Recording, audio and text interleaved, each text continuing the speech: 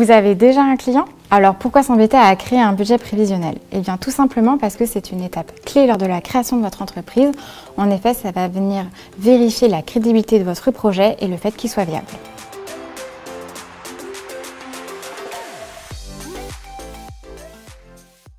Votre budget prévisionnel est un document financier sur des prévisions.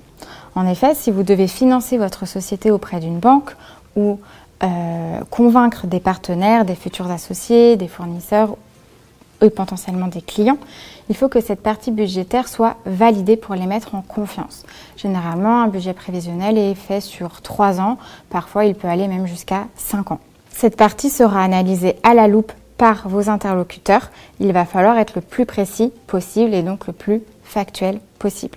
Donc maintenant qu'on a dit ça, comment est-ce qu'on fait pour le prévisionnel? Dans le prévisionnel, il y aura 2 grandes masses. Premièrement, le chiffre d'affaires, les produits, et deuxièmement, les dépenses, les charges. Pour la partie chiffre d'affaires, dans le cas de consultant, bien évidemment, cela va correspondre à votre chiffre d'affaires que vous allez facturer à vos clients.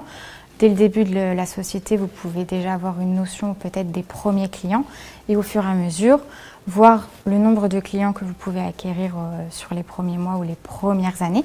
Et puis, dans le cas de vente de marchandises, la capacité de production qui va peut-être augmenter. Et donc là, ça vous donne des objectifs de chiffre d'affaires. Il faut bien évidemment que ce soit justifié et factuel. Également, dans ce dossier de prévision que vous pourrez donner à la banque, rien ne vous empêche de mettre comment vous avez calculé votre chiffre d'affaires. Cela montre bien que vous avez réfléchi à votre projet. Et donc maintenant pour le deuxième poste, les dépenses, les charges. Premièrement, il y a les investissements. En effet, il va falloir penser à ça dans votre prévisionnel. Au début, il y aura les investissements, donc le capital. Il y aura également, s'il y a du matériel, ordinateur ou même des machines de production. Après, tout va dépendre de votre activité. Également, après, il va y avoir les charges fixes qui vont être courantes. Donc, le plus souvent, il y a un loyer, même si c'est par exemple un loyer en coworking. Il y a aussi les honoraires donc, juridiques de création de votre société, mais également les honoraires comptables d'un expert comptable. Il peut également aussi y avoir vos abonnements, Internet, téléphone. Et puis, il va y avoir les charges variables, dites variables. Donc, par exemple, la rémunération avec les charges sociales, qui là va dépendre du niveau de rémunération que vous allez prendre.